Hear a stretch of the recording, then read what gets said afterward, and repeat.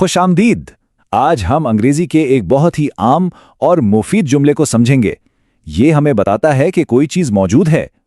लगता तो ये बहुत बेसिक सा रूल है, लेकिन इसे सही तरह से समझने से अंग्रेजी बोलने का अंदाज बहुत बेहतर हो सकता है। तो सबसे पहला सवाल यह है कि जब हमें यह बताना हो कि कोई चीज कहीं पर है या मौजूद है, तो हम कौन से अल्फाज इस्तेमाल करते हैं। आइए इसका जवाब ढूंढते हैं।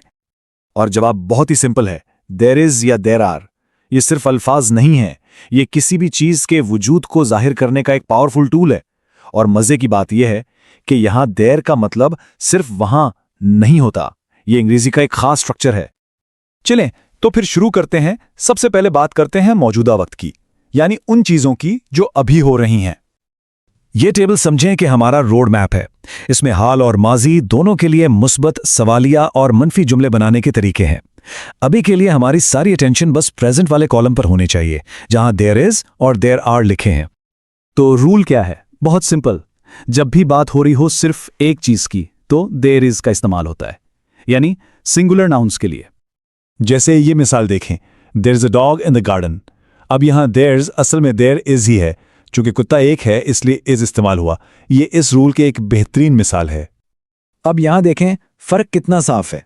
एक कुत्ते के लिए देयर इज और एक से ज्यादा कुत्तों के लिए देयर आर। तो बस इतनी सी बात याद रखनी है, एक चीज के लिए इज और एक से ज्यादा के लिए आर। यही सबसे इंपॉर्टेंट पॉइंट है। बहुत खूब। तो प्रेजेंट टेंस तो समझ आ गया। अब आगे बढ़ते हैं और देखते हैं कि माजी यानी पास्ट टेंस में यही चीज कैसे काम करती है। तो वापस चलते हैं अपने इसी टेबल पर, लेकिन इस बार नजर डालते हैं पास्ट वाले कॉलम पर। यहां हमें देयर वॉज और देयर वर नजर आ रहे हैं।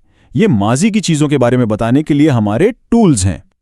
बिल्कुल, प्रेजेंट की तरह पास्ट में भी सिंगल चीजों के लिए एक रूल है। जब माजी में किसी एक चीज के बारे में बात होती है तो देयर वॉज का इस्तेमाल होता है। ये इसकी पास्ट फॉर्म है। मिसाल के तौर पे ये जुमला देखें, there was a good film last night. Film एक थी और बात कल रात की हो रही है, यानी माजी की, तो वॉज इस्तेमाल हुआ। सिंपल है ना? यहां फिर से कंपेयर करते हैं। एक फिल्म के लिए देयर वॉज, लेकिन जब एक से ज्यादा फोन कॉल्स का सवाल है तो जुमला शुरू होता है वर देयर से। तो रूल वही है, माजी में एक के लिए वॉज और ज्यादा के लिए वर। चलें जी, पॉजिटिव सेंटेंसेस तो हमने हाल और माजी दोनों में देख लिया है। अब चलते हैं अगली स्टेज पर। सवाल कैसे पूछें और नहीं में जवाब कैसे दें। चलें आखिरी बार अपने गाइड यानी इस टेबल को देखते हैं। इस बार फोकस करते हैं इन रोज पर जहां क्वेश्चन मार्क, क्यू और नेगेटिव साइन माइनस बना है। ये हमें बताएंगी कि अल्फाज की तरतीब कैसे बदलनी है या नॉट कहां लगाना है। सवाल बनाना तो बहुत ही आसान है, बस इज या आर को उठाकर जुमले के शुरू में ले आएं। तो देयर इज बन जाता है इज देयर, जैसे इस मिसाल में है, is there any milk in the fridge. और नेगेटिव बनाना भी उतना ही आसान है, बस इज या आर के बाद नॉट लगा दें। और हां, आम बोलचाल में इज नॉट को इजंट बोलते हैं, जैसे इस मिसाल में है, देयर इजंट मच कॉफी। और ये कुछ कॉमन कंट्रैक्शंस हैं जो रोजमर्रा की इंग्लिश में बहुत ज्यादा इस्तेमाल होती हैं। इनको सीखने से बात ज्यादा नेचुरल लगती है, जैसे देयर इज की जगह देयर्स और इज नॉट की जगह इजंट। अच्छा जी, तो सारे रूल्स तो हमने सीख लिए। अब वक्त है इन सब को जोड़कर प्रैक्टिस करने का। यहां आके सब कुछ क्रिस्टल क्लियर हो जाएगा। ठीक है, तो अब एक छोटी सी मश्क करते हैं। इस स्लाइड पर 3 बॉक्सेस हैं। चैलेंज ये है कि इनमें से वर्ड्स लेके सही जुमले बनाएं। चलें देखते हैं क्या बनता है। अच्छा, एक जवाब ये हो सकता है, पहले बॉक्स से लिया there are a lot of, दूसरे से एनिमल्स और तीसरे से इन अफ्रीका।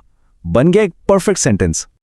एक और मिसाल देखते हैं, इस बार पास्ट टेंस में और नेगेटिव। दे वरंट एनी के साथ कार्स और फिर वक्त इन 1600।